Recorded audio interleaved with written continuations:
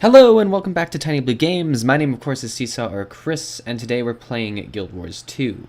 Now, it's been a little bit of time since my last video for Guild Wars 2, which was the Thief Spider thingy. I always forget the title, but it was something like that.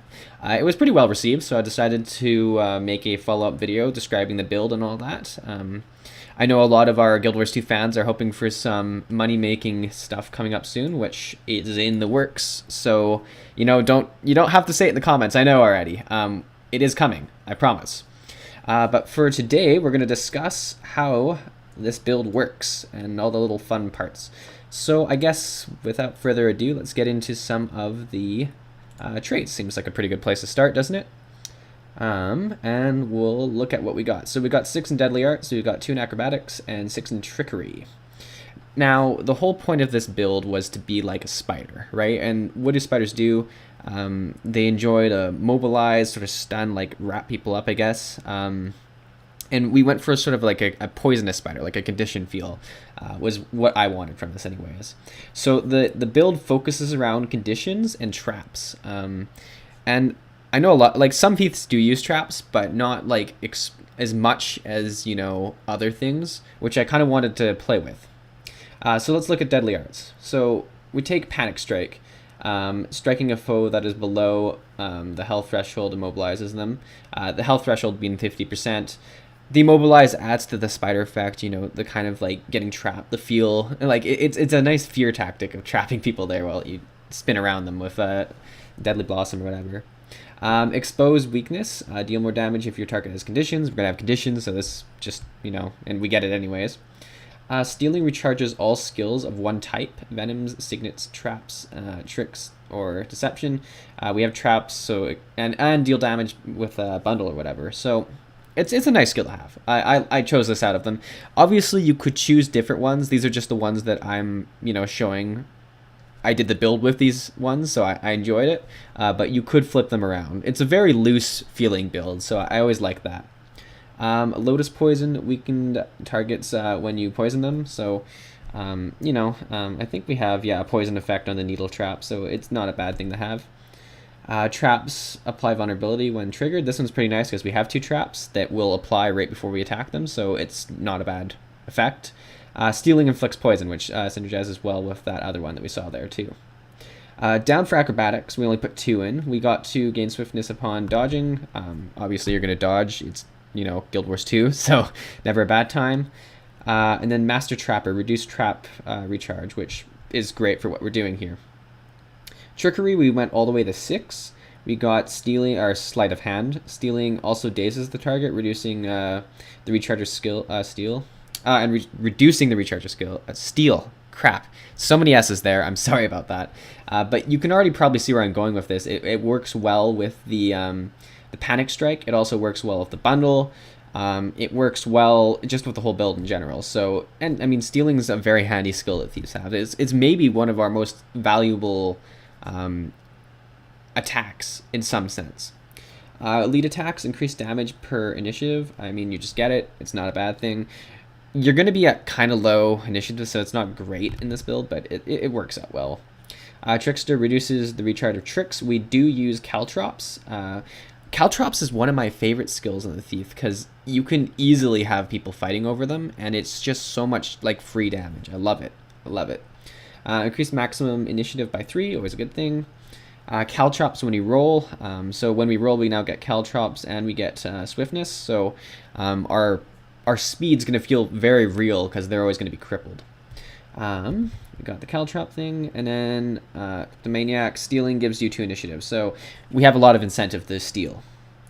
Alright, so it's pretty busy around here, but we're going to fight this Elementalist quickly. I'm going to talk about my stats after. I just want to show you kind of how some of the, like, just the general layup is. So as you saw in the build, we'd usually lead with the Shadow Trap. And then right after it, you'd put down the Needle Trap to sort of stun them. So I'm going to just hit them. I mean, obviously, you'd have them run some other way. So you just run away a little bit. Wait for them to come. There we go. Come over to them. Start dotting them up. You can put your Caltrops down. I daze them right here.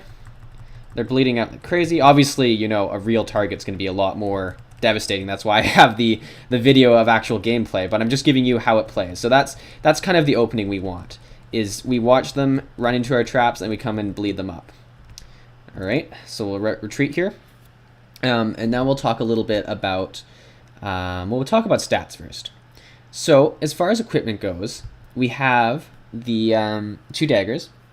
For the sigils, we have one that increases bleed duration, which we use a lot of bleeds, obviously, and we have one that increases condition damage, which would increase the damage of those bleeds. So that works well together. The short bow I take just as a movement thing. So even, like you can see the sigil here, damage nearby foes and chill them when you swap to it. So whenever I swap to it, I'd get a nice chill effect around me, which is perfect when you use it and then you lead out with the number 5 here to get moving. I also have, when you swap, you gain endurance to roll. So it's really about getting out at that point. I use it mostly as an escape. I don't know why I closed that.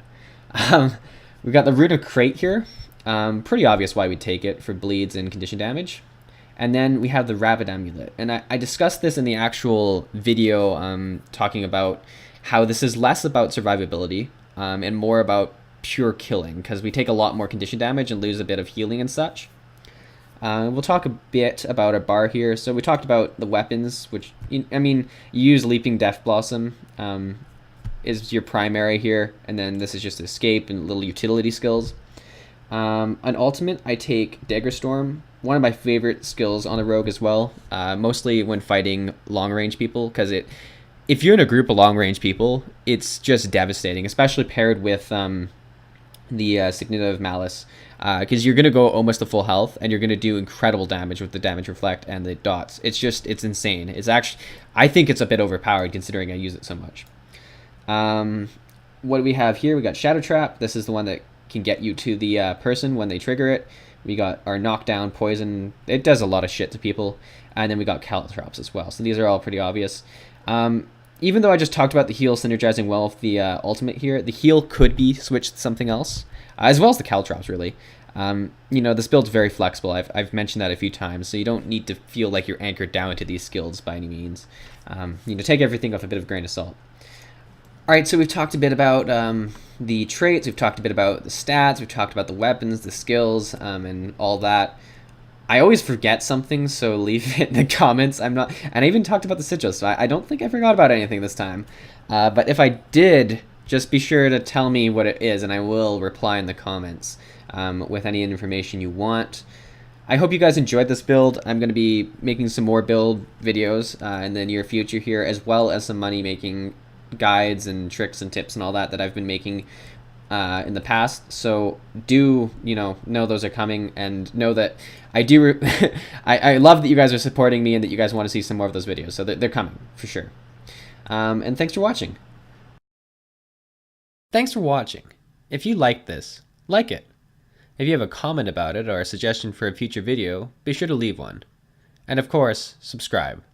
I mean, only one of these has a beam of neon light going through it. Also, be sure to yell at us at your favorite social media website. We're always listening, but only if you yell. Thanks.